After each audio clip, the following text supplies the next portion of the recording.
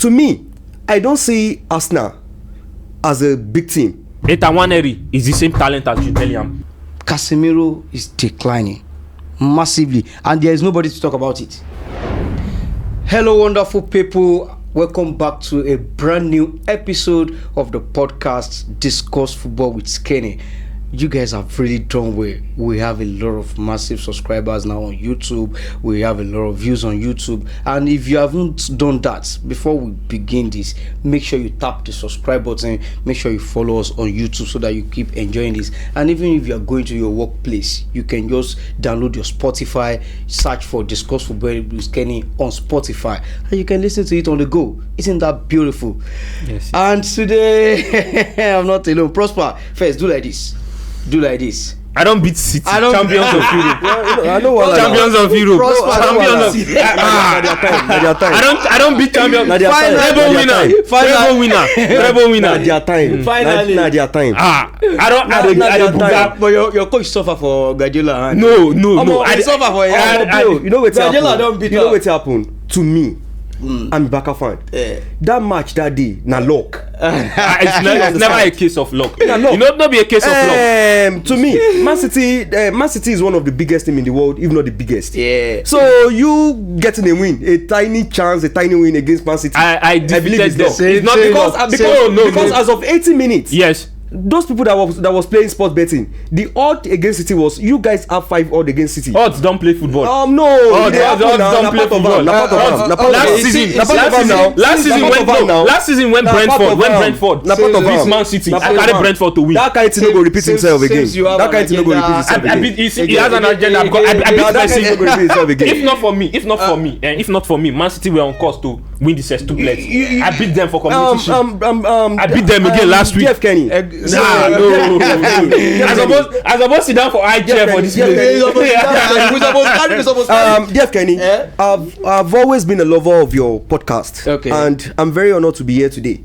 So the reason I'm honored to be here today is that I've watched a lot of podcasts involving Eloquent, Prosper, and I know very well that Prosper is a Gunner fan.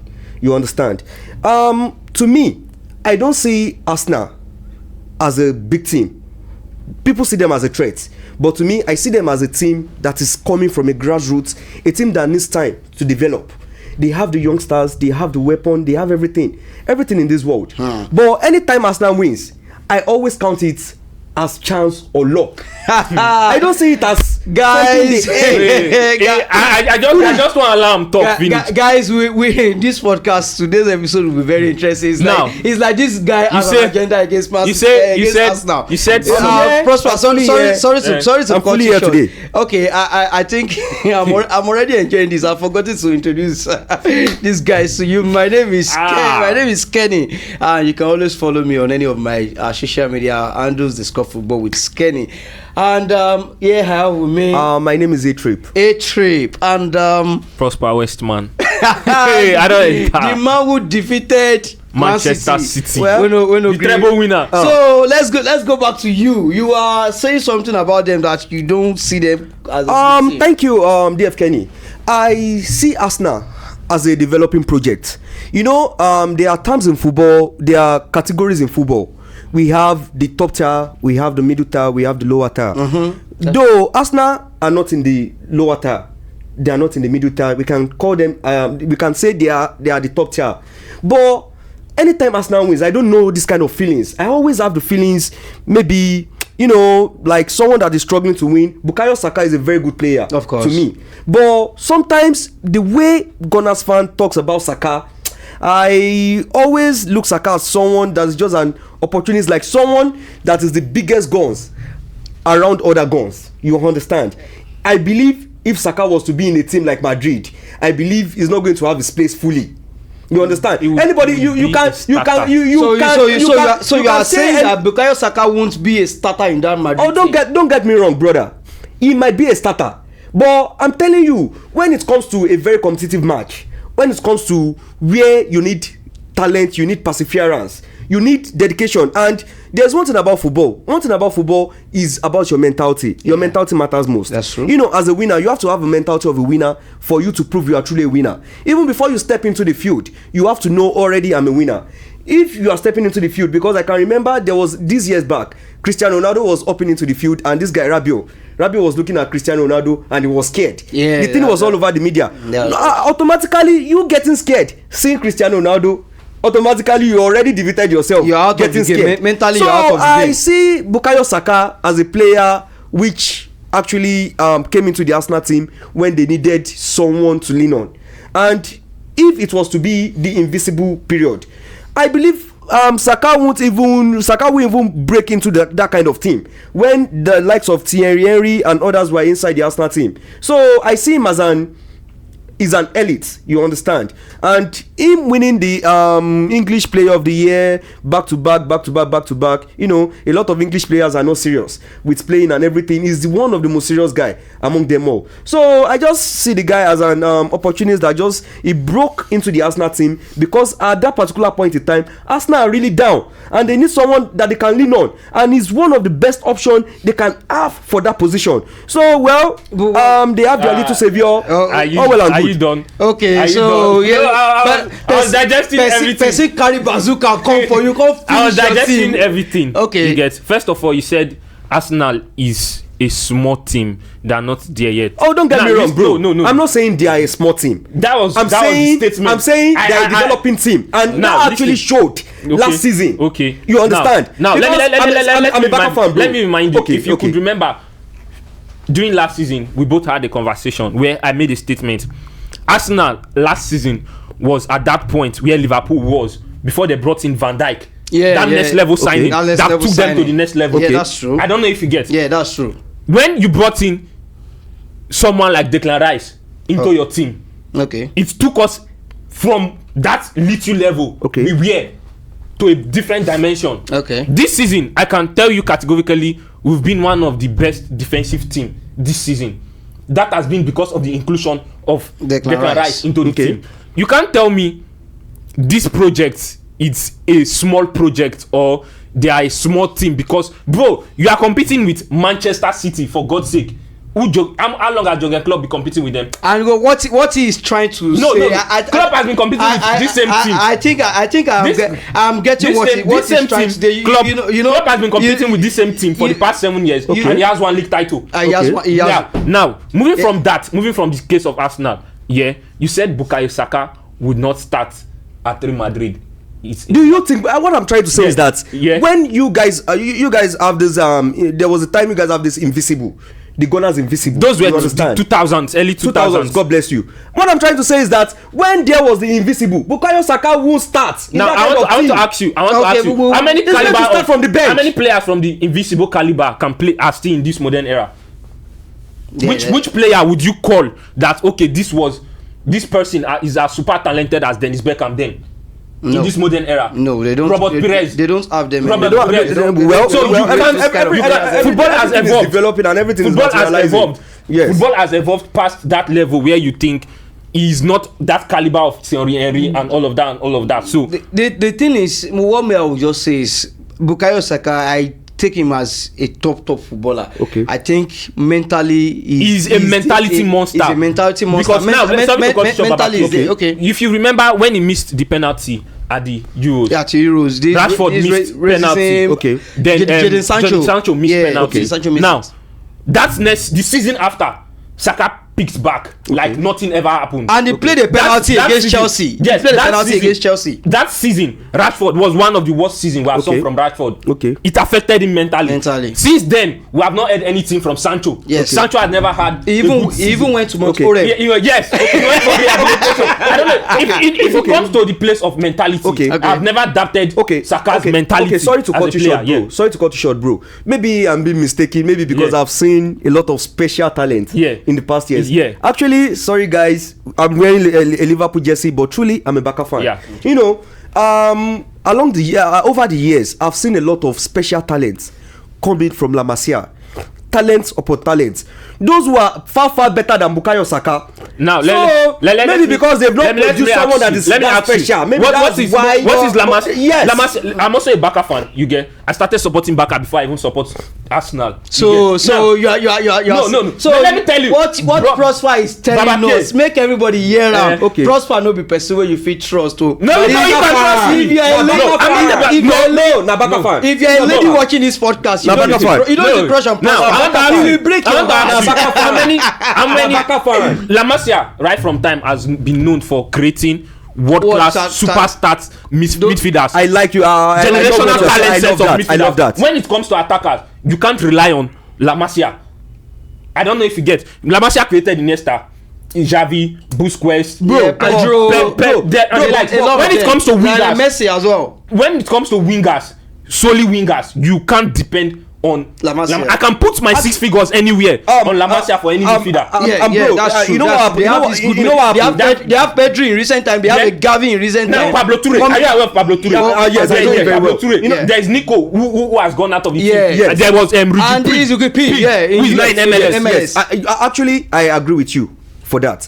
But what I'm trying to say is that, you know, in every team there's always a project. Like in the Italian Serie A league, they have this kind of project. They believe they don't have the ability to produce solid attackers, so they always stick to defenders. You understand? Have good defenders. Every team has a project. So as for us not to start wasting money, we have to stick to one stipulated thing we are going to be doing. Okay, we can decide. Okay, we no get power to the race striker. It be like say this our guy. Their face strong. More they breed defenders. More they sell them. You understand? So if you want to breed a striker, you want to breed a midfielder, you want to breed a defender, you can end up being a jack of all trades, master of none. Let's get. So we are sticking to the project. I said something. I do tell people something. Man City, Liverpool, and Arsenal has built a blueprint on how a project should be done. Yes. When Guardiola came into Man City first, he worked first on his first team. Went after, worked on the second team, and now currently I can beat my chest and tell you Man City has one of the best academy. Rome was not built in a day. That's I don't know if you get. I can name out youngsters. If you got you can check their comps from Arsenal Academy. Ethan Nwaneri, who made his debut 15 years old, who made his debut last season. Okay, where is he now, please? He's still at Arsenal under 23. He's still developing. I don't know where is Pablo Toure from Barcelona. Do you know Lamayama is 16?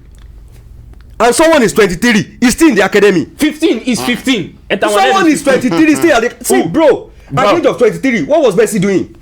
That is Messi. Those are talent of the century. Rodri is still in Arsenal under 20 something at the age of 23. At the age of 15. That shows, 15. See, bro, that shows Ethan Nwaneri can never end up having a very great career. Have you watched him? Bro, I would put my his first match when he was 15. I actually watched the debut. I watched my 6 figure anywhere. Ethan Nwaneri is the same talent as Jude Bellingham. Jude Bellingham, but really? I would put my money any fucking game. Bro. I watched him during the season. I know what I saw. Have you ever seen Ethan Nwaneri played? I've seen him play, but I don't like that take. To me, I'm not going to buy that. I'm not going to buy that. I said what I said and I stand on it. Why would you say Ethan Nwaneri? No, I said what I said and I stand on it. You can't compare. I'm not comparing him, but I'm telling you, when it comes to the first team, he will do the same thing. Bro, anything you say in this podcast, I can accept it. But you comparing Ethan Nwaneri to Jude, I won't buy that. I'm not comparing them. I'm telling you, when talent-wise, he's on the same level as Jude Bellingham. No. I've watched him, bro. I know what I'm saying. He has to prove himself. Jude is this kind of diamond. Yes, he's a diamond. Let me tell you how special. Let me tell you how special Ethan is. Okay. La Masia last summer was fighting for Ethan. Manchester City last summer was fighting for Ethan. I want you to know many of the Prosper, let me tell you something. Maybe that one I know Kisha. There is something because I know yes La Masia they fight. I know yes La Masia they fight for that one.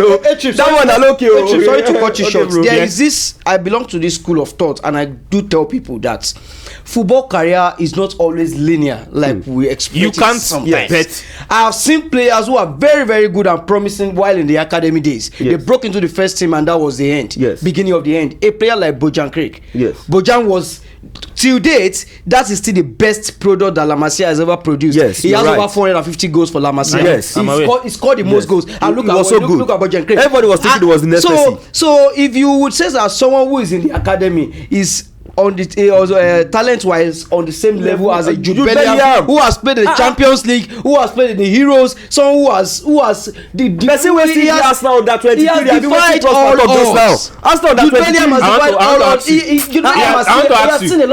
I want to ask you. Okay. If you were to rank between Jude and Pedri, who would you go for? Talent-wise, I will go for a Pedri. Who would you go for? I will go for a Pedri. Me? Yeah. For you, I won't lie to you. I won't be biased based on team. Yeah. I'll go for a Jude. Now let me tell you what many people don't know about Jude Bellingham is this: when it comes to the build-up, the first phase of midfield, you can't bank on Jude Bellingham. When it comes to what? Build up the first phase of midfield. While he was, you can't bank on do Bellingham. you know that this guy, while he was with Birmingham, where he started off his career, he do play as a number 6. Yes. At a point for Birmingham, he do play as a number 6 at a lower level. No. Yes. No. Yes. At a lower level. Yes. Okay, now at a lower level. You see. Okay, Baba. Okay. If we are talking about Declan Rice, now you said it at the beginning of this podcast that there is a Declan Rice that took Arsenal from this small team level to another small team level. Okay, the project level. He said it. Okay, let me just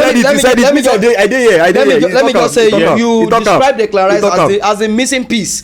Just the way Van Dijk took Liverpool from that level up to the next level. Okay, Van Dijk is Declan Rice is a missing piece.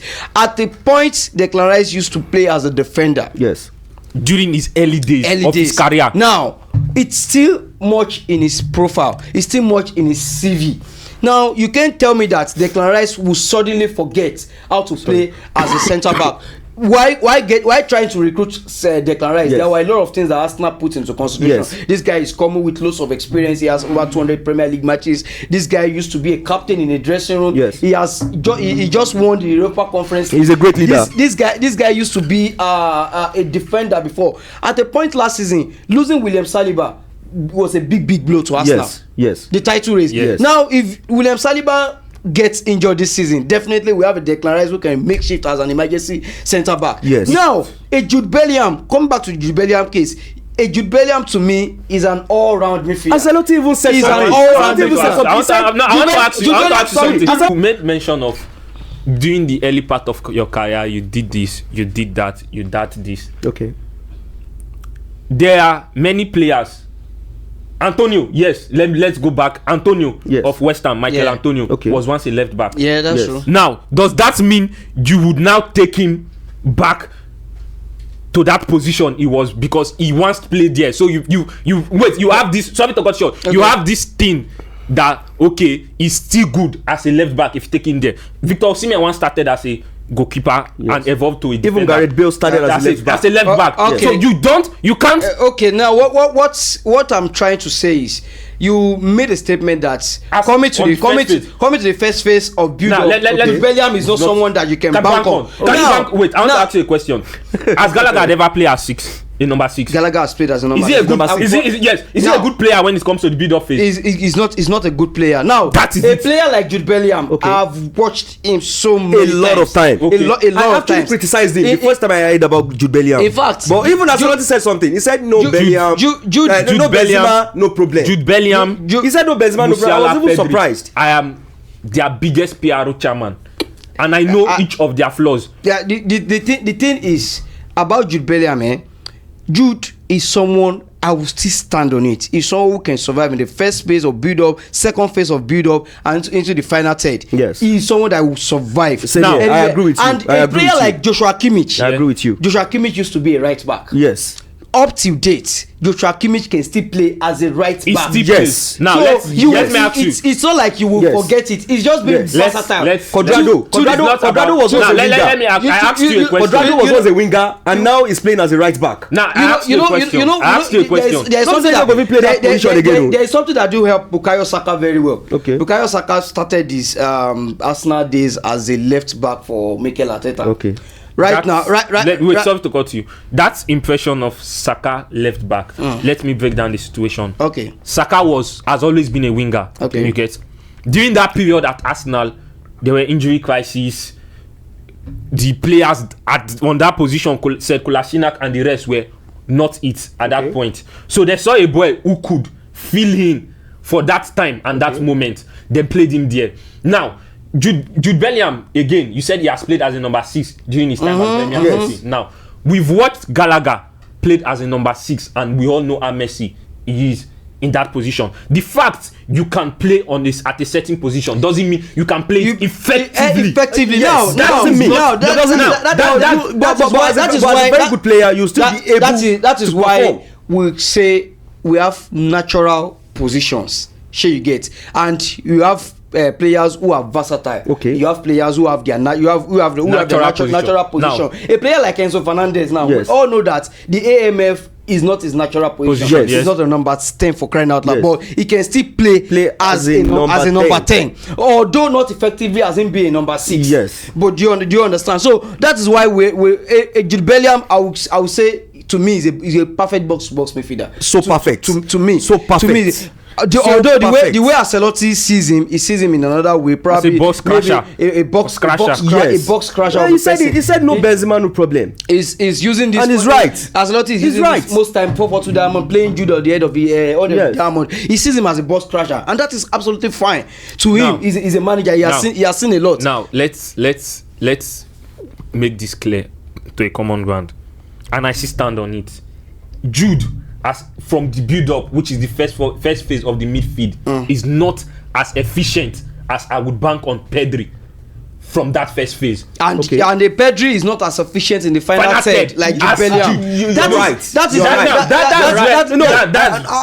Actually, I'm not going to dispute those words. But there's one thing about me. If you are good, you are good. Once a number 6, you understand. If you are to play that certain position again, you should be able to handle that position effectively. You understand? Thank God. I'm an Arsenal fan. I know you are an Arsenal fan. I know watched Granit Xhaka. But to me, I don't think I can just write down Jude Bellingham. I'm not writing this world. I'm not writing. He's out of this world. Yeah, he's out of this world. When I first heard about Jude Bellingham, actually, I even criticized that. Who is this guy? But right now, if Jude is looking at me, I'm sorry to say, I'm very sorry. Right now, my hands just there for Jude. Jude too sabi. Yeah. No, you don't even compare anybody to Jude. I will still come back to that Jude Bellingham's issue. Okay. Arteta defeated Pep Guardiola. There is although to the outside world, to neutral, it looks like a normal thing. Yes. But I think to me it's a kind of statement from Mikel Arteta that I have done it. I have defeated your worst nightmare. Yes. Can we say Arteta is ready to challenge for the EPL with this kind of victory? Actually, can I go first? Yeah, you can definitely. What I see about Arteta is a man that knows what he's doing. He has his plans perfectly. He's a manager that actually knows the right thing to do at the right time. He knows the right player to use at the right place. And with what happened last season, I believe Arteta can challenge for the title this season. But I'm having the second thoughts.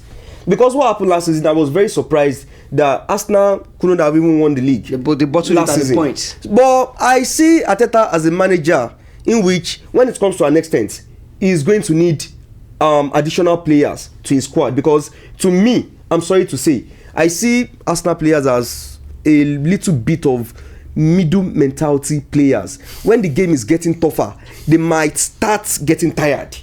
You understand? It's not about Arteta.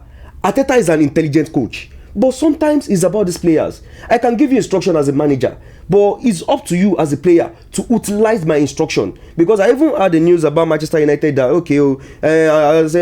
Eric Ten Hag is always telling them that I'm telling them this and they are doing something else on the pitch. You understand? But right now, with what I'm saying, I don't think Arteta can still challenge for the title. I believe along the line, Arsenal will get tired. Maybe at the end of the season, they might end up ending 3rd or 4th on the table. But I'm very certain this season, 1st, 2nd, Arsenal are not going to be there. So you have this personal take. I would. We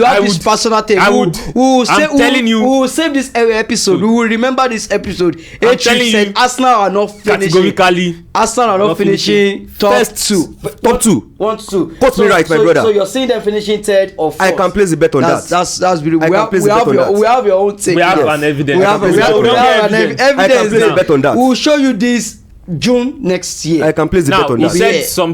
He said something of coach telling a player to do this and the player does that. Do another thing. If you've watched the Arsenal All or Nothing documentary, the Amazon documentary, Arteta made it clear he has 3 things that are non-negotiable, and he always says it in his interviews: hard work, commitment, and what's the other? I've forgotten the other one. You get? We saw it last season with Nuno Tavares when we played at, I think it was Carling Cup. He gave an instruction: do this, do that. Tavares was lackadaisically doing what something else. That was the last day Tavares started for Arsenal. He's currently at Nottingham Forest. Because the sitting say that small manager. See, there is no way you would be in that Arsenal squad and you see Arteta as a small manager, because you've seen what he did with Mesut Ozil. You've seen him discipline the likes of Aubameyang when the whole world was at his neck. Bro, when you discipline the player, does that mean you are a big manager? But it sends, sorry to cut short, it sends a statement to your younger players in the dressing room. Now, I have never doubted those players mentally when it comes to their mental ability. I have never, and I would never. But now, them. I'm here to tell you that Arsenal this season will finish top 2. I'm very sad Arsenal not finishing top 2. To me, the definition of success is achievement. Yes, you understand. Yeah. When they can call you, okay, you are a successful manager. Yeah. That means you've achieved a lot. Yeah. I can't call you a successful manager because you play tiki-taka, maybe your boys plays good football and everything like that. You have to achieve. Victory, success is earned. Yes. It's not given for free. You have to go out there, work for it, earn it. And when you achieve it, that means you're a successful manager. What has it in end? Aside the Premier League, what has it in end? Who is that? Mikel Arteta. What's that? Okay. Aside from the Premier League, he still has the Champions League. Let me talk about something. These guys are big teams. Because of what happened last season. You know, some people go still argue and say until Arteta get trophy. Yeah. Now that time they will start to call him big manager. Yes. To some people now, Arteta are just in any sport upcoming manager. To win something, that's when you're a big manager. You know that. Is Roberto De Zerbi a good manager? Roberto De Zerbi is a wonderful manager. Yeah, but he has not won anything. Yes. He has not won anything. He's a good manager, but he's not a successful manager. Okay, now until you win something, until you achieve it. Let me tell you something. Now the thing is, for what he did with Brighton last season, that was more than success. Okay, now let me tell you something. You think then they count possession? Possession for not about okay. If they want to Alex Ferguson, they come say Alex Ferguson play one match, that possession na 80-20. That one no be like now waiting you earn. But that trophy when you earn when you did that, you know something. You know something about Roberto De Zerbi that Prosper said now about De Zerbi here. You see, sometimes I've seen some smaller team managers get to big teams and they start messing up. Yes. Probably a lot of things, there are a lot of factors to consider. Like this guy I used to know of a Graham Potter. They turned him to a bad manager overnight. I swear. Now, I'm so pained for that man. Now the thing I'm so pained. Can we beat our chest that when De Zerbi gets to a bigger team, can we beat our chest that he's going to flourish in a bigger team? Now there are a lot of things to consider. Yes. Right now, he's coaching a Brighton team. Okay. It is fine if we draw games. It is fine if we lose games. Now, if you go to a bigger team, let's say a Pep Guardiola leaves Man City, and they get in a Roberto De Zerbi, the pressure will be different from Brighton's pressure. You're right. If Brighton should play Crystal Palace and they get a 2-2 draw, that is fine for the fan base. But if you're a Man City manager and you get a draw against Crystal Palace, it's just like you have just lost the game. Now, what about his mentality when he gets to the bigger stages? Can we say that he's a good tactician? And I want you to know something, that there are two types of football fans. Okay. Some believe that it's about your tactics, you're a good tactician, who will give you the respect and accolade that you deserve as a tactician. Some football fans will expect to see the achievements, the results. And I want you to know that many people who hail Roberto De Zerbi are those people who really focus on football tactics a lot. Yes. Now, yes. A lot of people who are not big fan of football tactics, they are waiting, they are folding their hands to the day that Roberto De Zerbi will deliver a Europa League, will deliver a Conference League or whatever before they start. Because even so far so good. Their performance at their last Europa League match wasn't very impressive. There is this interview that Ibrahimovic gave to Piers Morgan. He was saying something about Eric Ten Hag. He said, respect is not something that you can buy. Yes. You earn it. You earn it. Who are those kind of players that Eric Ten Hag was dealing with before? At Ajax, he has this pool of talent,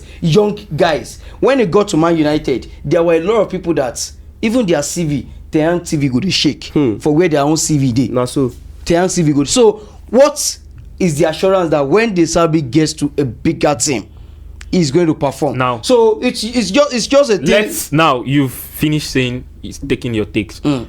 One thing that is so important in football that many people neglect is environment. yes. Yeah. Potter isn't a bad coach At all. He's very good. Pochettino isn't a bad coach, but PSG environment made him look like one. It was not about the players, it was about the club and how it's been run. Okay. If Roberto De Zerbi gets to a proper environment where the club is properly run, okay, he would flourish. Now, I made a statement earlier that for what he did with a club like Brighton last season, it's a success for them. Now, it's just like, let's say you are bringing Luton Town coming from relegation, then 2 seasons later they are already in European football. Yes. And they are playing one of the best football in the league. They have one of the best coach in the league. They pose fear to every top 16. This wasn't the way Brighton was years ago. Yeah. For what he has done for them and how far he has brought them, it's a success for them. Now, you meant something about football fans. One thing about football fans is they are reactionary. Yeah.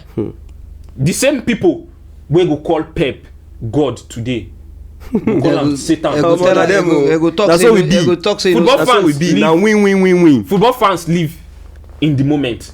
This same Jude Bellingham you all are standing here defending. If Jude goes on a 6-game spree without scoring goals, I bet you 80% of the media will turn. I must say me implies to Lewandowski. I even sabi one of my guy. The same people that were chatting, give Alan Ballon d'Or, give Alan Ballon d'Or. After the Arsenal game, they were like, now like this, then take the win Ballon d'Or. Is this how you win Ballon d'Or? Football fans are reactionary that most times they live in the moment. They don't care about what you've done and what you will do. You're right. It takes only a sensible person who watches football with his heart. Yes. Yeah. And sees the lens with not just his 2 eyes. There's difference between watching football and understanding football. Yes. That's if you watch football and you understand football, these things would be easier for you. If you just watch football, say, I be Man U fan, kilo shell, I be Man U fan, you would look ignorant in the midst of many conversations. Yeah, that's so you look. I don't know if you get. Yeah, so right. If you watch football and understand football to an extent, and you see football through a different lens, you would see what Roberto De Zerbi has done for a team like Brighton. It's a success on their level. What Eddie Howe has done for a team like Newcastle. It does not need to win a trophy, considering where they are coming from. It's a success. He has proved himself. Coming back to the case of Arteta, considering where Arteta was, where Arsenal was 5 years ago, for what he has done for them, being currently, you can, if you name list top 5 feared club in Europe, there is no how you won't sneak Arsenal into the conversation. Like, okay, there's 5 years ago, even a team like Crystal Palace won't be scared facing Arsenal when we have Granit Xhaka playing as our number 6. You're right. At this moment, there is no team that will come playing Arsenal that won't come extremely prepared. Can an Arsenal team pose a threat to Bayern Munich? Currently, this current Arsenal team, can they pose a threat to Bayern? Can they pose a threat to Real Madrid? If you were to handle the Bayern job, would you prepare the same way if you have to play Arsenal and United, will you prepare them on the same level? No, not at all. No, the preparation will be different. Actually, DFK, I actually like that your question. Though I've been antagonizing against Arsenal since I've been sitting here, but to my own perspective, right now I believe if Arsenal meets Bayern Munich, I believe Arsenal are going to give Bayern Munich a run for their money. They barely won Man United. A run for their money. There is a quote in football that because right now the Arsenal mentality has really changed. No two games are the same. And sorry to say, Prosper, DFK throwed out a question the other time about Roberto Di Serbi, how he's going to cope when he gets to a big team. I believe when you are bringing a manager of a low profile, actually Di Serbi up till now we can even call him, he's still like a middle profile manager. He's not a big manager. I believe it's like you gambling is either 50-50. You understand? It's like you bringing a player from a very lower league to a bigger league. Now 50-50. If he good for that lower league, may he reach bigger league. Now, may he flop. You understand? To know that. You know, sometimes assuming Roberto Di Serbi going to a team like Manchester United, Man United is a big team. The pressure, the fans, the demand is high. The demand from the fans. Sorry to cut you short. The environment in Man United right now, the environment at Man United right now is very toxic. Yes, very toxic for anyone. There's difference between a coach and a tactician. Yes. Who is Liverpool's assistant, Pep. Yes, Pep. You have Pep and you have Klopp. Between the both of them, who is the tactician in there? Pep is the actual tactician. Pep is the actual tactician. Yes. But Klopp is the manager. I don't know if you get. That's right. There's different. There are managers who are good tacticians that have bad talent ID and are not great managers. Number one is Thomas Tuchel. Tuchel has one of the worst talent ID. And he misprofiles players. But when it comes to the tactical game of football, you can bank on Tuchel. You can bank on him. But what I believe is that every team should have something at the back of their mind. Anytime you are bringing a manager that is a middle profile into the team, we should just have this at the back of our mind. Maybe he's going to perform. He's not going to perform. Okay, let's not rate our hopes so high. Let's not raise our hopes so high. You understand? I was having a conversation. Because some of those managers, they don't have the ability to control big players. I was having a conversation with a friend a few days ago. So it diverse actually. I think this might be the rounding up stage for this topic. I was having a conversation with a friend a few days ago, and I told him something. This is how you run a club. First, the board and the sporting directors should be in the same page. Yes. Firstly, now then you decide on a system and a style or a brand of play you want to implement. That's what is affecting Chelsea right now. If it's Genge pressing, stick to it. That is what has helped Brighton. Yes. I don't know if you get. If it's Genge pressing, stick to it. If it's tiki taka, stick to it. When that thing is really helping Liverpool. Baka brought in Kiki Setting. Yes. They brought in a couple of managers. Ernesto Valverde and those were not the actual DNA. Yes. That Kiki Setting even won the They're not bad coach. They're not bad coaches. They're not bad coaches, but they were not meant for the club's DNA. Sorry. I don't know if you get. I made a statement earlier. Man City, Liverpool, Arsenal has dropped a blueprint on how a club should be run. If you have a brand as a club, let's say for example, a club like United, they have been known for this, their quick counter attack right from time, this read, fast football, long balls and all of that. If you have to bring in a Mikel Arteta into that Manchester United team, he would struggle because that is not their DNA. Yes, a lot. A club should dwell with just be like say Savi become coach, now, man. You may use that kind of information. You know, go make sense. I think Conte will have been a better manager at United than Eric. When somebody said considering something, the team's DNA, one of those, and Antonio one of Conte the will big have been Sarri will survive for there. Yeah, one of just those managers who play this. Sarri will like to smoke cigarettes, go survive for there. I think I read something or I listened something somewhere. He said the way Brighton recruited De Zerbi, it was through their computer. They imputed their system, how they want to play, their brand of football, everything, and it brought down Roberto De Zerbi. Yes. This is how a club should be run. You shouldn't. Spurs also dropped that blueprint when they left Pochettino.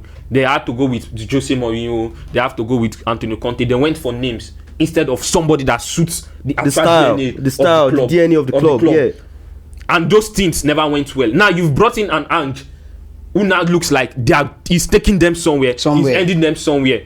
So what I'm saying in essence in all of this is, if Roberto De Zerbi goes to a club that suits the kind of DNA he possesses, yes, he would. There is an 80% chance he would, because let's say in football, let's say it's like Arsenal, it's like Man City. In football, nothing is 100% certain. Yes, everything is gamble. Everything is gamble, yes, and everything is gamble. But if he goes to a club with a proper DNA, yes, like that he has, he would flourish. The same thing has done well for Eddie Howe when at Newcastle currently.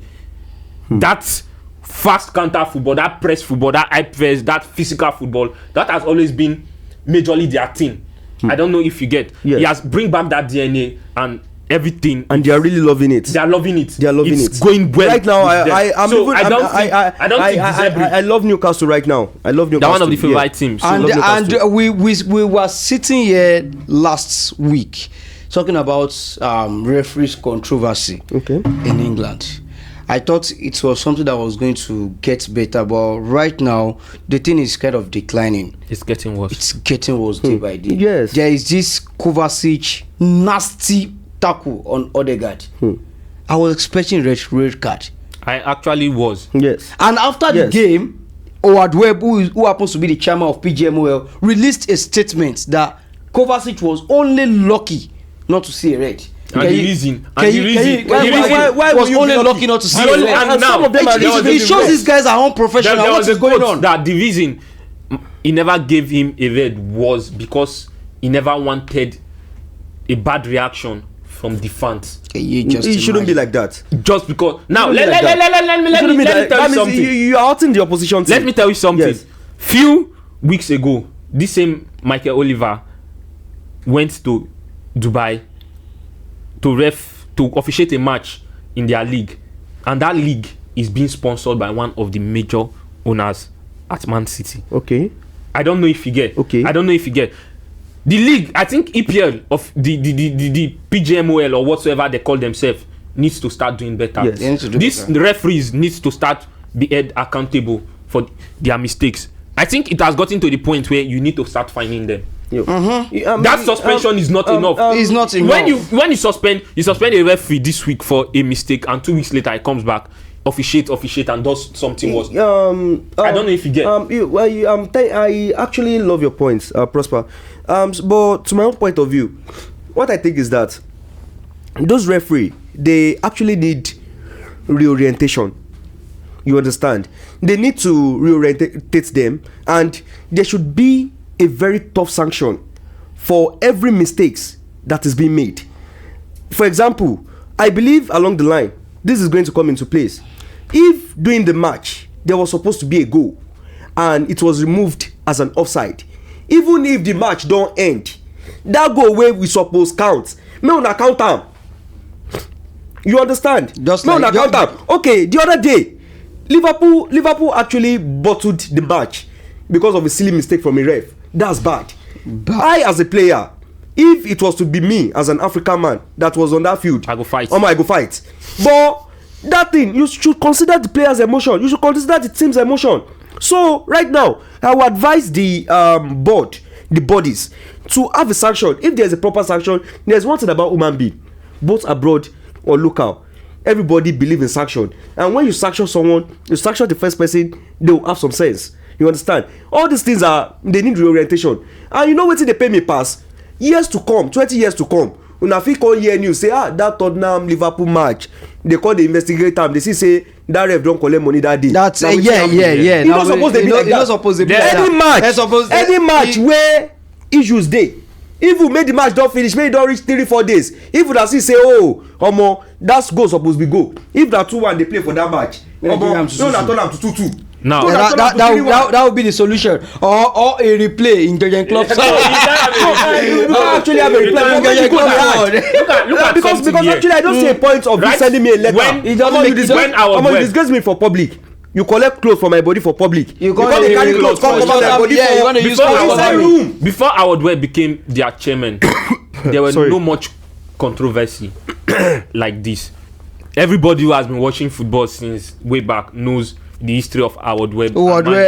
Yeah. I think I read the news about him about resigning or something. He has been. Yes, I saw something like that. He said he's trying to think about resigning. Yes, because I read of the pressure from fans. Yes, during his time as a referee, he doesn't have a good reputation. He is one of the most. Now, during his time as the chairman of this PJMO or whatsoever they call themselves, it's gotten worse. It has gotten worse. Officiating in England, and then again, I feel like these things are deliberate acts. You know, these are what they use to sell their league. These are the talking points in the media. This is what causes. I don't know. Maybe I'm the only one saying it this way. We've seen PGMOS send apologies to Arsenal for bad officiating against them, to Liverpool, but City have never gotten this. And nobody's saying anything. Somebody said something last night. If they compete for league, you go compete with referee. You know what, bro? City are always getting good. You know what, bro? You know what way they always pay me? They say, this Man City of a team.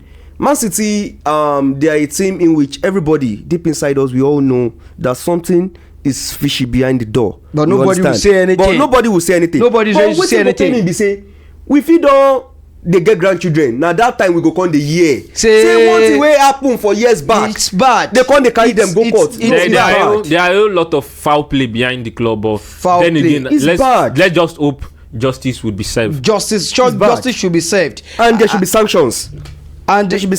And Liverpool this weekend dropped points, and it felt like my team. I watched that match. It felt like a big blow in the early title race. Let me just put it that way, because Man City, Liverpool over the years, they've set the blueprint. They've raised the bar so high in England that if you want to win the EPL, you have to be so consistent. Yes, win. Losing a point here, a point here, every point it matters. Now Premier League, it's tough. Prior to the Pep Club era, you can win the EPL with 70-something points, with 80-something points. I think Leicester won their league with about 76 points or so. Yes. Right now, it's 76 points. You'll find yourself maybe fourth or something in the league.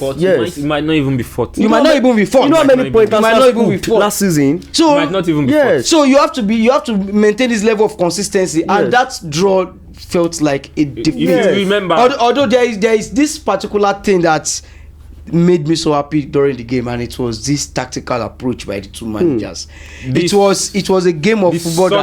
Sorry to cut you. On Sunday was one of the best. I would call it tactical Sunday. People said the Arsenal and the Man City game was boring. It was never. It was very intense tactical battle. It was just like we are in front of a chessboard. Yes, and you know what I actually enjoyed about the Liverpool Brentford match, Brighton match. What I enjoyed was that I was so amazed with the high press. I saw Szoboszlai, Darwin Núñez, Salah. They were pressing so high. Those guys weren't tired. I love high press football, especially when I watch Liverpool. I'm always feeling so good when I watch Liverpool. They press so high. What I appreciated on Sunday about changed his build-up approach. About the Zebri and Klopp was how everybody was nullifying each and every way. The two guys were nullifying their tactics. Yes. Once Klopp do this, Zabi will nullify it. Once Zabi do this, Klopp will nullify it. Brighton, we all know them. They build up in this 4-2-4 shape. Yes. This their normal 4-2-4. Yeah. And the thing is, they just want to progress the ball through the center. They have a box here and another box here. So there is no how they are going to outnumber you in these middle areas. At the middle of the pitch. In the middle areas, they want to progress the ball, and Klopp is so smart about that. So Klopp is this 4-3-3 merchant. Yeah. And that day Klopp changed his build up to this. He had Darwin Núñez and Mohamed Salah. His high press up there. What Brighton do is that they progress the ball from their centre backs. Once their goalkeeper have the ball, you see a centre back putting the stud on the ball. Yes. They wait for the press. So I guess invite the press. The same thing Raya did at that first half against Man City. I guess it came to an extent where Szoboszlai actually joined. Yes, with that pressing. I'm still coming to that. Szoboszlai was there. They will put their stud on the ball and invite the press. They know definitely you will come. Once you jump, there will be a free guy. who is going to get the ball. So Klopp is very aware of all of that, and there is a Szoboszlai here. What Szoboszlai now did is Szoboszlai actually was shadow marking these two pivots.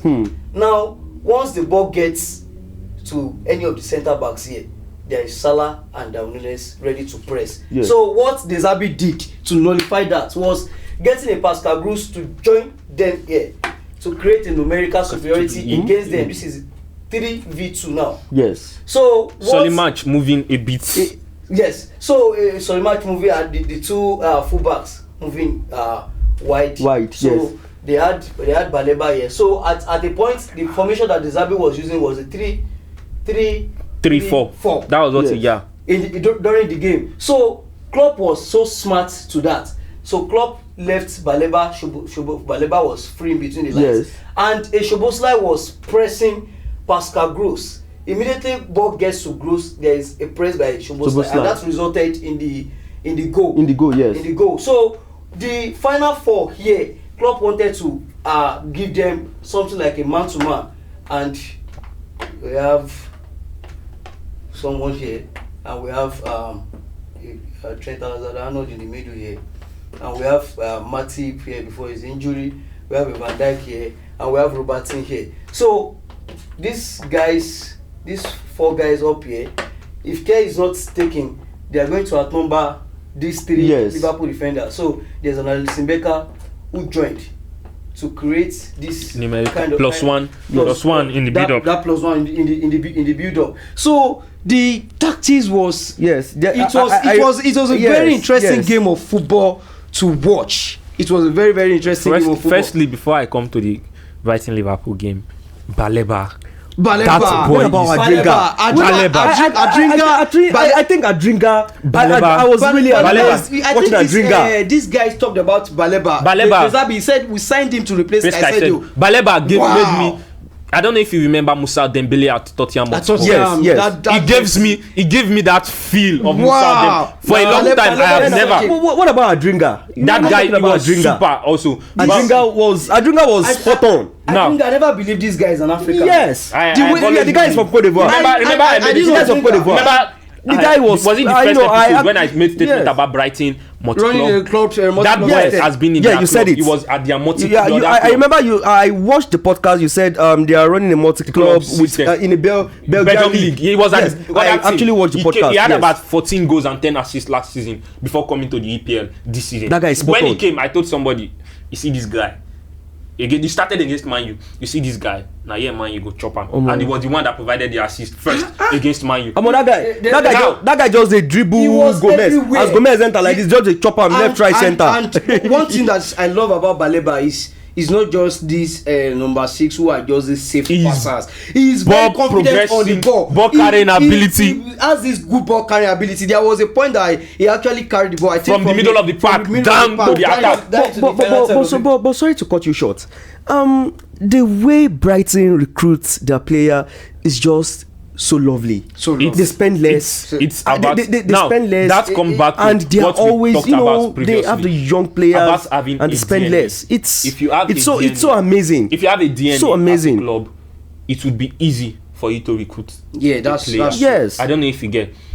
A Declan Rice can easily flourish at Barcelona because he knows almost that system. Yes. I don't know if you get. A Casemiro cannot flourish at Barcelona.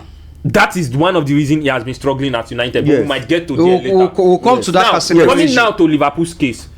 If Liverpool does not get a proper DM by January, you guys are in for it. Because if you remember when the season started, I told you guys would concede a lot of goals. And the only way to beat past that, you would have to score a lot of goals. Because even from the first goal Brighton conceded, it was from the press they initiated on McAllister, who was supposed to be your DM. And for the system Liverpool plays, McAllister is too passive. He's too passive for such a system. That was why even when you guys went for Caicedo, I was so happy for Liverpool. I was like, I was thinking they have a proper plan for Gravenberch. He can't even play as a single pivot. Gravenberch is not even a number 6. Gravenberch is a typical number 8. Someone like a Wajedi Wijnaldum. That is someone like whenever I see Ryan Gravenberch, that's what I see.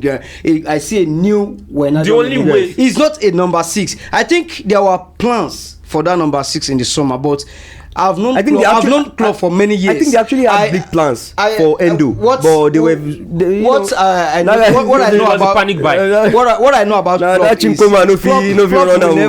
Klopp will never go for someone who he doesn't trust, a player who he doesn't believe that will improve his team. So I think there were plans. Last season it was a Tchouaméni.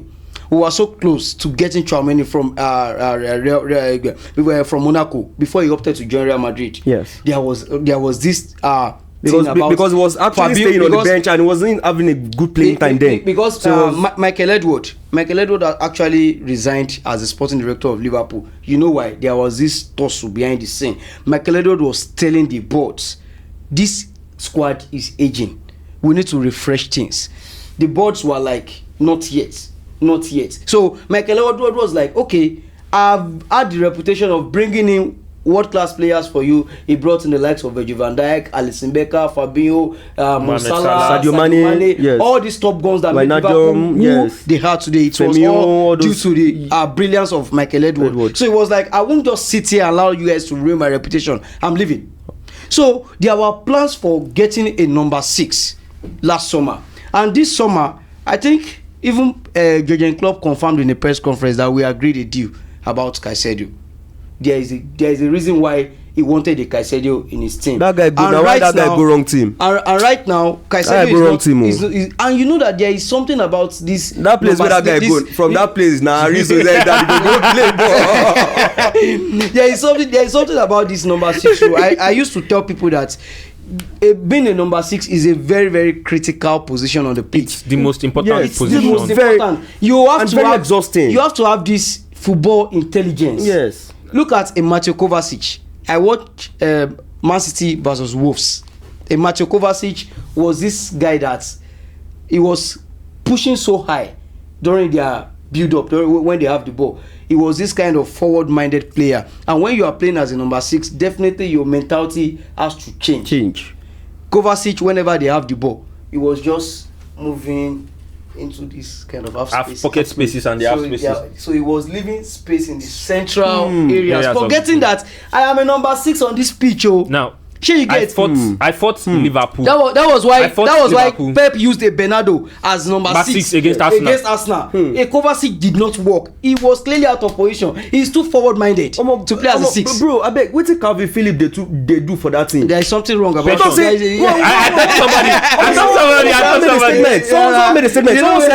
Someone made a statement that I actually enjoyed. Someone said, Calvin Phillips is just like a baby that is in his cradle, that we just have to start teaching him how to play football again.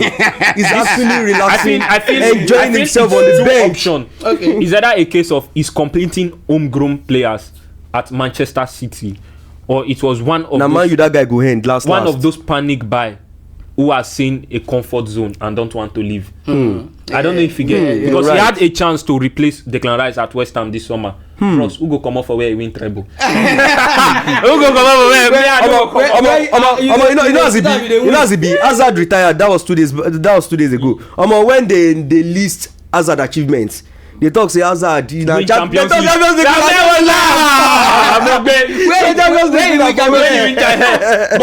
It was part of the Madrid squad. Yes. I just laugh. One World Cup with Germany. He was part of the squad. What's be the name of this guy? Where we are number 7? Mariano Diaz. That guy won like 3 Champions League for bench. So that's true. Now back to the Liverpool case. I feel Liverpool should be faulted in their style of recruitment. I've learned something from my own team. You get, if they are going for a player, there is a plan B. It was only the case of Declan Rice there were never a plan B. It was a case of, if no be this guy, Ogbeni, I will use the dog. I don't know if you get it. That was the situation of Arteta. If no be this guy, you see something, Prosper. Sorry to cut you short. There is something like, sometimes if teams are going for a player, they might not actually have a plan B. Yes. There is this all or nothing of Man City that I watched. Pep was in his office. This their sporting director. He came to meet Pep. They had a meeting about getting a left back.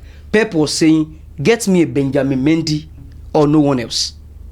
If there is no Benjamin Mendy, I will use Fabian Dave as my left back. They had this big board in his office. Yeah, every club, every manager, they will have this big board where they will show the squad depth. In each and every position, they will show the number of players. They only had 2 players in that position. Position. So he wanted a Benjamin Mendy, and trust me, they got him a Benjamin Mendy. He won the title. And he was the right man. Yeah, he won the title. Yeah. So there are sometimes that you think that the option B is not really good enough.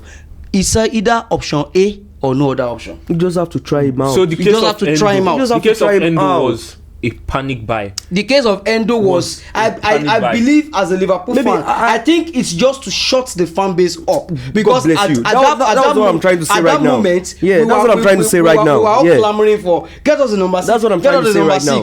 I don't think Endo is really part of it. There is this guy at Fluminense in Brazil, Andre.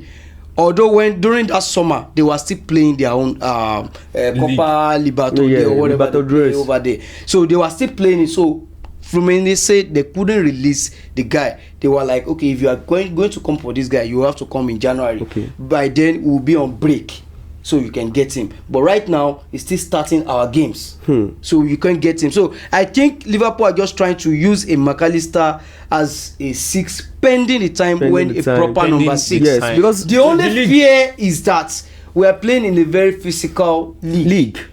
If and your brand of football, and things are moving at a very fast pace. If McAllister should come up against physical midfielders, I think he doesn't stand a chance. Yes, sure you get. Yes. I'm still very scared.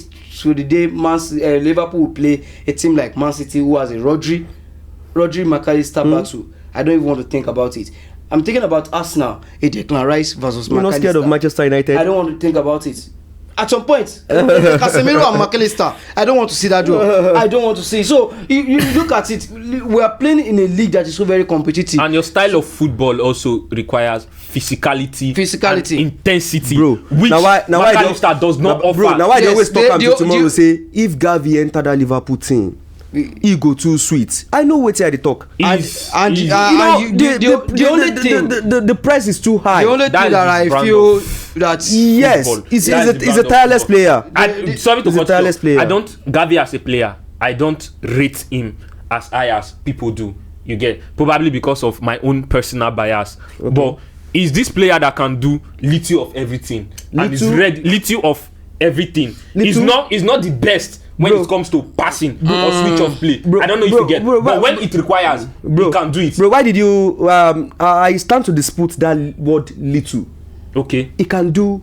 I see Gavi as a player that can do a lot. Just tell him what you want him to do.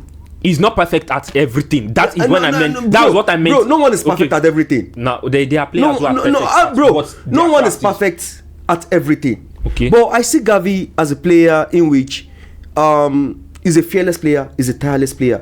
He's a player in which he's ready to he's ready to put his head on your boots for you not to score. You understand? And I see Gavi as a player in which he's a young player, and as time goes on, the more you develop. Listen, I see. You know what I'm being pained about. Prosper is explaining about Gavi, and he started using the word little. You don't use little. No, you don't get. You are misunderstanding me. No, you are misunderstanding me. It does everything. Let me use this. This is Gavi as a player. You get. He's not excellent. He's not a super passer. But if you require him to do such, he would. He's not the best at controlling game, but if you want him to be, he would. He does little of everything. Yes. He can do everything. Just give him the instruction. He's not all of it. He's working based on instructions. You can pick out a Jude Bellingham that is good at this. Pedri is good at this. Musiala is good at this. But you can't actually lay your finger on what Gavi is exceptionally good at as a talent. Except the work rate. Aside his work rate. Technical ability. He does everything. You know, football is all about instructions. As a professional, you have to follow instructions. Football no be Salah. Maybe say we go just enter field. Oh yeah, na me go strike, na me go dey defense. No, as a professional, na manager go give you rules. Say, guy, stay for this place. Now wetin I want make you play be this. You can play. You get to play under instruction. Sorry to cut you short, bro.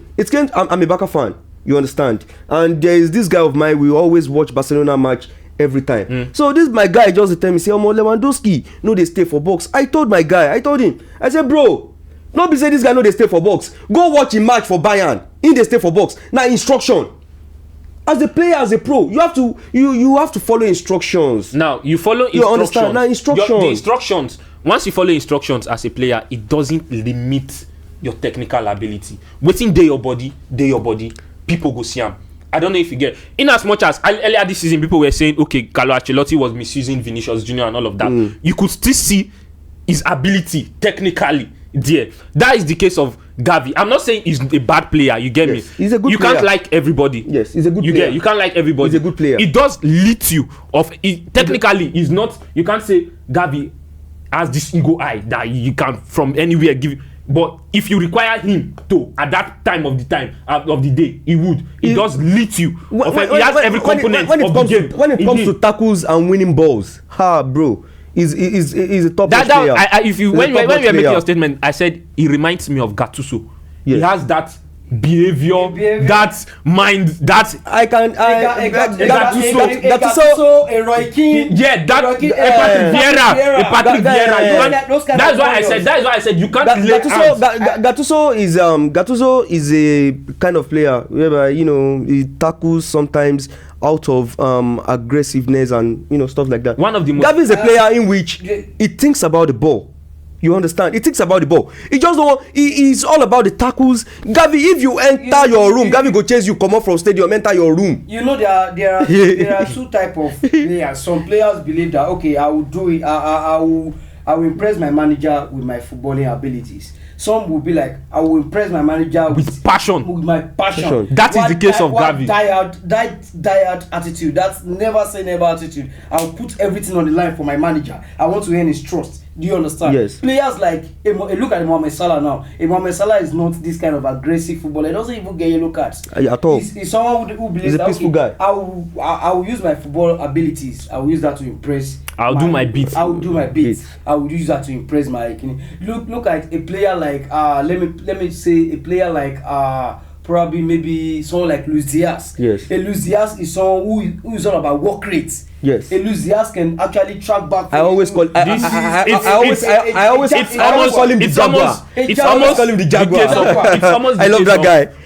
Marcus Rashford and Bruno Fernandes. Yes. If it comes to Marcus Rashford believes I do my bit, everybody keep their bit. But when it comes to Bruno, is this workhorse? Bruno can run the pitch. I swear, 120. I swear, that guy is passionate about the team.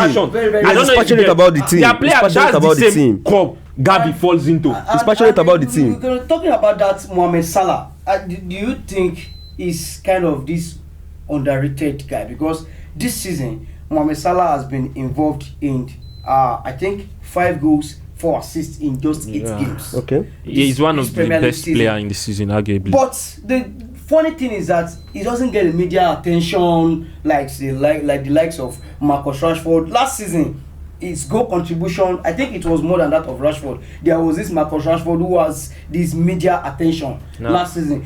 Mohamed Salah is not always getting what he deserves. Let me explain something. I don't know. Maybe not because he's an African player. Sometimes maybe about African. Yes, maybe about African. Let me get you somewhere. Liverpool as a club, isn't even they are a big club. You get, they are arguably in terms of club, not a brand. In terms of club, you can say they are arguably the biggest club in England. You get, yes. But as a brand, they are not even bigger than the likes of Arsenal and Chelsea. Yes, you're right. When it comes to social media presence, Liverpool are not there. Yes. Liverpool are not there. I don't know if you get. If Mo Salah plays for my team, Arsenal, alone, he would have been compared to the likes of Messi. I Ronaldo. swear to God. I don't know if you get. Liverpool fans, Liverpool don't have that media presence. I don't know if you get. Even look at Man City, a team that won the treble. Yes. And it's just like nobody gives a fuck. Yeah. You know if you go on your social media pages, you see something about Man City. You know my own point of view about Mo Salah. A lot of times, I actually was on the same page with other football fans about Mo Salah. What happened was that some people are using Mo Salah's past when he was in Chelsea when he was in Roma to compare his current form. You know, to some people, they believe what Mo Salah is doing is a collective team energy. They believe what you are doing, all your success. Because you dey Liverpool, once you are out of Liverpool, anything no go there again. There was a statement. There was an agenda. This Mo Salah of Chelsea. Now, some people still there was an agenda there. People made a statement that money now in the carry Salah. Yes. Now where is money? Where's money? And Salah is doing better. This Salah has been scoring in the first day of the season for the past years. They also called him a one-season wonder. When he broke a lot of records. Yes. Now, this is what the power of your media presence bring to you. A player might not be as elite as people think he is, but with the media presence of the club, the social media presence of the fans, they can push that player's PRO, and you would feel like this guy is all that. Many of these young English talents that fall into the name of overrated, was the case of media pushing them. Yes, the club media presence and all of that. And that's you see a player like Rodri. If Rodri was in a team like Madrid or Manchester United, he would have been in contention for. He would have been spoken about. But you know the most painful part. The most painful part is that as a football fan, I can't sit down in my home or in the stadium watching a football match. For me, I'm seeing what is going on. I have my own mind, the mind of my own. Shey, you can't be say now until media they tell me say person where they use my eye see. Okay, now I they use my eye see Rashford. As in they spoil ball, in they kick like 7 shots. Maybe one go score. Shey na until when media player give me, now I go come believe say this player good though. You're not supposed to be like that. Let me say bro. We have something to cut you both short. We've gone past the day where eye test wins the debate for football. We are now in the modern era where there are so many data, so many stupid statistics. You would just see recently I saw. But we football fans, we have to believe less in the media. And you gonna want to happen. Because I remember that time when media carry Maguire like this, they carry him like this. But I don't think Maguire they carry him like this. We are so very unfortunate that we live in the era of social media. Now there's a problem. We have this huge guys on social media that they have this huge social media presence. They have huge fan base. Yes.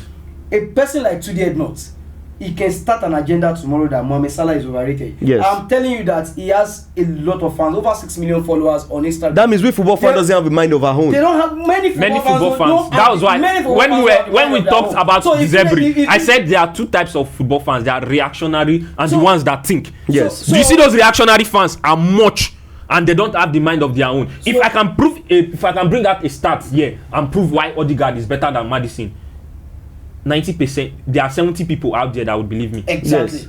Yes. Exactly. So even if so far this season Odegaard has not been better than Maddison, but if I can bring a few statistics to prove myself, that is just. As a Barca fan, media start to dey talk say Lewandowski they bring Ferran Torres. Fans self start to dey talk am. There is power. Modern day football. No one. We shouldn't allow anyone to mess with our mind. This football. We should enjoy the game. Affect some kind of voting process in football. Yes. Although it has never been transparent. Now the thing is, many of these journalists, for any award in football, it will be voted by journalists, coaches, captains, and all of that. Most of these people are now on social media. Most of the journalists, you see a Fabrizio Romano always on X app, always on his X app, strolling. Koyate said something back about 4 years ago. He said he called Sadio Mane to the attention that Sadio, you need to post more on social media. You're a very good player, but people don't recognize you because you don't use your Instagram very well. He advised Sadio Mane to use social media very well. So we live in a world of social media. Social media has you guys they hawk yourself. That's why most players, they have 2 to 3, 4, 5 big accounts on Twitter which they bankroll to push their PR. Yes. I don't know if you get to push. Now when Haaland was nominated for the Ballon d'Or, all of a sudden the entire X app was all about Messi. Yes. There was zero PRO from Haaland. That goes down to the club.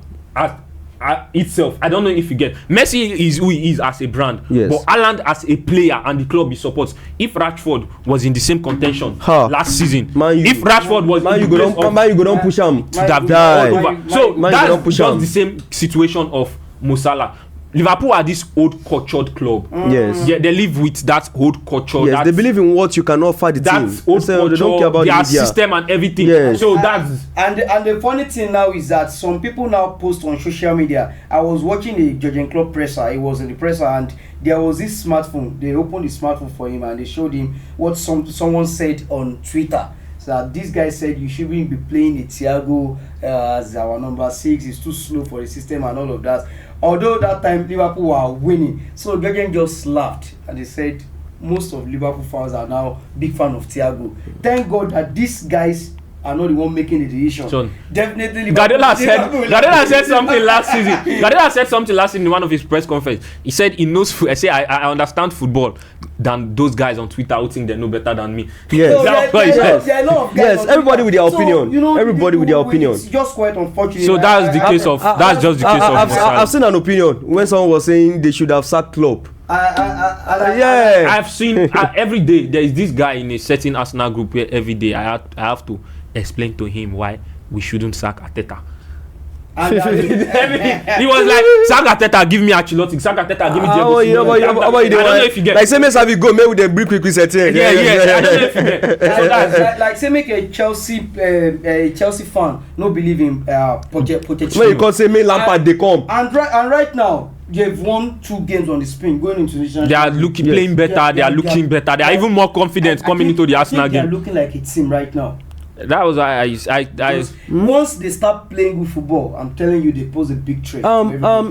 So there is this particular guy at United. You know, they got their late victory. I think they don't deserve that victory. Okay. To me, I watched the game.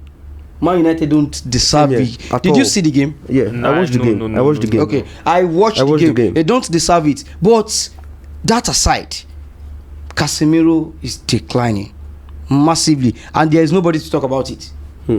I watched few games of Casemiro this season. I've seen some games this season.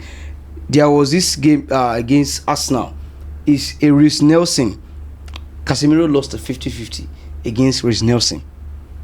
Against Brentford, Casemiro was the one who gave a wrong pass, and I've seen him do those kind of things this season. Lack of positional awareness. Even that red card he picked up at the Champions League was due to his lack of awareness, scanning and positional awareness. You know, Onana is to be faulted there, but Casemiro is also to be faulted. Onana was trying to locate his pivot. He was trying to play out of the back. He was trying to locate his pivot, but Casemiro was nowhere to be found. The case of Casemiro is, I feel personal. This is my personal opinion, though. I feel he has been this way since at Madrid. You get in Madrid. I used to tell somebody the political aspect of football is being run in Spain. He has been very well protected at Madrid. There are some challenges Casemiro going to at Madrid, and you'll be like, how is this guy not getting carded? Yes. He brought now when he was at Madrid. Even Toni Kroos, Modric with. In an interview with Rio Ferdinand said this. Toni Kroos was the one playing as the 6th, the deep line playmaker. He was the one picking the balls in between the centre backs. With Casemiro a little bit behind him as the destroyer. I don't know if you get. Modric was ahead of them. So those flaws weren't showing them. It was just there. It was demand for the dirty job. Do the dirty job. Now coming to United last season, he had that mentality in him. We do the dirty job. There was no Florentino Perez there to protect him. I feel because now it's not a case of the player want to cover that place. Me cautioning himself. Not okay. Let me try to move past it. And bro, you're already getting old. You have been playing this same thing for years. Does it mean that's what you are? Like your quality is high on that. And this goes back to the first topic of that Jude Bellingham. The fact you have played as a number 6. Or you can play doesn't mean you're good. Okay. At that first phase. And you know something about Casemiro. I think he spent about 7-8 seasons in La Liga. Yeah. Yes. This guy I don't think he was red carded. He wasn't red carded while in. He was protected. He was protected. Yeah. Now he's kind of getting exposed. Yellow cards. I think last season he got suspended for about 5 yellow cards. He got red card last season. He has gotten red card this season as well. So he's getting exposed now. People are now seeing the fraud.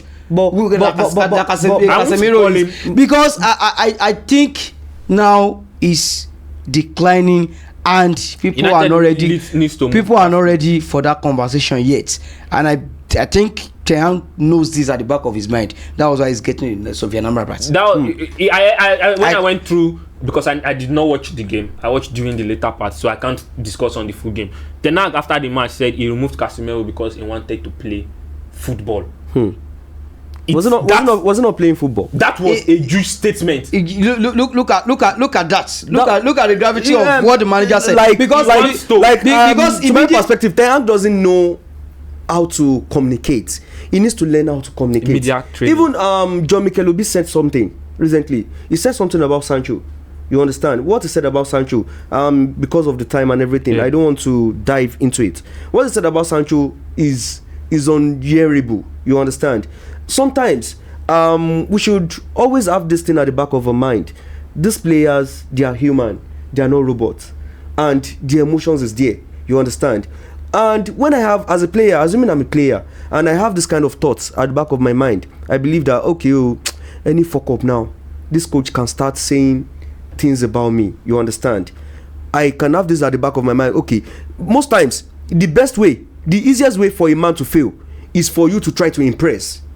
Once you have this kind of thing at the back of your mind, okay, I want to be original, you might not fail. But at that moment, I started saying, okay, I want to impress Prosper, I want to impress you. Yeah, you see, it's very possible for me to start saying good things. You understand? Yeah, you start seeing a lot of lapses in me. A lot is going in within Man United backroom. Both what we are seeing and both what we are not seeing. There is carcass inside carcass. Yeah, that's There's a lot of carcass inside Manchester United. Yeah, that's true. And I'm very certain Casemiro definitely is going to belong to one of those carcass. With how things are going, I believe Ten Hag is going to shatter the team with the word of his mouth, because there are something you have to protect these players. They are men. Most of them has wives, has kids. They are matured men. So I believe what is actually wrong right now with Casemiro is something that is like an emotional trauma. You understand? And it's actually playing out of position. What may I think about them is, I think Man United actually needs that kind of manager, because they have a lot of egocentric players. So they need everything out in the media. If you could remember, during the Alex Ferguson days, there is something called the hair dryer treatment. The hair dryer treatment, Ferguson will call you out in front of the media. You don't want that hair dryer treatment. He's going to call you out in the dressing room, call you out in front of the media. He's going to give you that hair dryer treatment. You remember? So I think Ten Hag is fine. I think Guardiola called out Calvin Phillips. If you could remember, that he's adding so much weight, he's getting fat and all of that. He never came out to release a statement. When Don Carlo Ancelotti came out to say he does not speak to Hazard and they don't meet eye to eye, Hazard never came out to release a statement. There is this thing called respect. Now, the case of John De Sancho here, for the sake of time, he had the same issue at Man City. That was why he was sold from the academy. He had the same issue at Dortmund. This was the reason he was chased out from the English national team, aside his form. And now coming to United, Ten Hag, I read somewhere Ten Hag had to add an extra hour before the normal arrival time. If the arrival time was 8, Ten Hag made it 7 for him to be able to come early due to his late coming. Still yet he has not been able to adapt to all of that. So what do you expect Ten Hag to do? This is the first time your mama no die, your papa no die, then send you go therapy for whatsoever. I don't know if you get. So the case of him breathing his tongue is, I feel like most times he passes his message in a wrong way. Yes. But then again, this Man United project, I feel this would be topic for another day. The question is, are the board on the same page with him? with Ten Hag.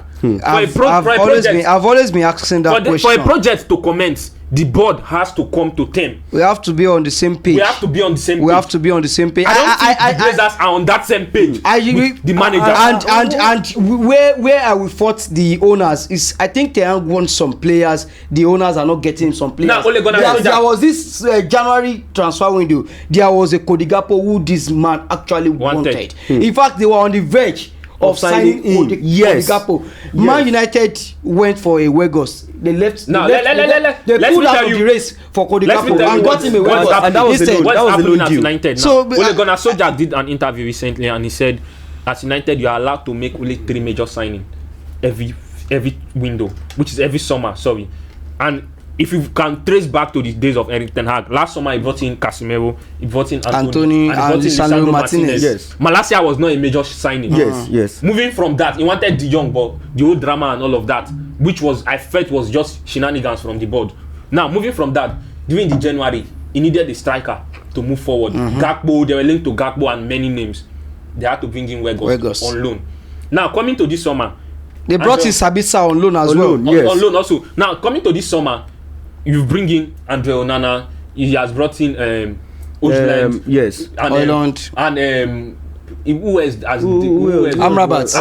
Amrabat is also on loan. I think they made Mason Mount, Ojland, and Onana 3 major signings. Now Amrabat came in on loan.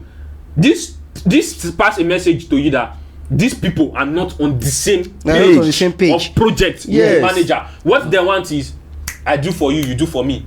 I don't know if you get. I don't give you, deliver. More like election. I don't deliver my word. You go deliver your polling units. I believe that's one of the major points affecting Casemiro's play. I think there's so much drama. There's so much drama at United. Yeah, a lot of drama is going on. You see this Man United case. If we dive into Man United case, we'll go too deep. And we'll spend hours. A lot is going on. We'll spend hours on their case. I have a game for you guys. Okay. Bring it on. The game is a very, very interesting one. I want you guys to calm down and understand the game very well. So, we have all the English Premier League teams. Okay. The 20 teams playing the EPL right now. So, I want you guys to form a team. We're all going to form a team. Now, if I've selected a player on my team, you can't select that player on your team again. Okay. I want to ask a question. Sorry. Okay. We would go position by position. You pick, I pick. Yes. Okay. So I will start with my own goalkeeper. I will name my own goalkeeper. You give us your own goalkeeper. You give us your own goalkeeper. Okay. Then I'll go to the right back spots and all of that till we finish. Okay. Till we assemble the team. It goes in which order? Okay. It starts from. Let's start from you. It goes like this. It goes like this. So sure you understand. So let's create the team. You give us your goalkeeper. My goalkeeper. I would go for Alisson Becker. I'll go for. I need to touch your part too. I'll go for Ederson. Let me say I'll go for. Let me go for Raya. Okay, Raya. I'll go for Trent Alexander-Arnold as your right back. Okay. I think I'll go for a Trippier. I think I'll go for Kai Walker. He's always at his best. I'll go for William Saliba as my right centre back. Okay. As my right centre back, I think I'll go for Fabian Schär of Newcastle. I think because of the height and the physicality, I'll go for Jordan Matip. Okay. I'll go for Ruben Diaz as my left centre back. Okay, I'll go for Virgil van Dijk as my left sided centre back. I'll go for the monstrous short man. The Martinez. The Butcher. Martinez. For my left back. Okay. For my left back, I would go for Alexander Zinchenko. Okay, my left back, I think I will have to go for a Ben Chilwell. I'll go for the tireless Robertson. My number 6, I would go for the big money Declan Rice. I think it's a no-brainer. Rodri is my number 6. Okay. I want him as number 6. Let me say I'll go for this new guy. Promising guy. Let me go for Baleba. I'll go for Bruno Guimaraes as my number 8. I'm going to Dominic Szoboszlai as my number 8. I'll make I put Bruno for there. No matter the situation. I'll go for KDB as my attacking midfielder. I'm going to Martin Odegaard. attacking midfielder. Let me go for. When I won't bust my head. Where if you go for? Make I go for this guy from Newcastle. I'm trying to. Tonali. Yes, let me go for Tonali. Tonali is really doing well. Bukayo Saka as my right winger. The best winger in the Prem is Sheikh Mohamed Salah. It's my. I'll go for let me go for Mbeumo. Brian Mbeumo. Okay. A striker. Would I go for Robert? No, I'll go for an Ivan Toney. I'm going for the cyborg. Erling Haaland. Come on, let me go for the Valley gingering guy. Though he's having a downtime. Let me go for Darwin Núñez. I'll go for Gabriel Martinelli as my left winger. And I'm going to go Jeremy Doku. Okay, let me go for the Jaguar. Use Diaz. So guys, we've assembled our team and it's displayed right on your screen right now. So drop in the comment section which of us has the best team and which team is going to win if we put these teams on the field of play. Which of them do you think is going to win? And make sure to tap the subscribe button to subscribe to the YouTube channel. Please make sure you do that. Tell a friend about the podcast. It's very interesting. And make sure to follow another social media platform as well. It's all displayed on your screen right now. The Twitter, TikTok, Facebook, Instagram, all displayed on your screen right now. Make sure to keep following the podcast and we'll see you on the next episode on Friday. This is me signing out with my guys, my friend. My name is Kenny and I will see you guys on Friday.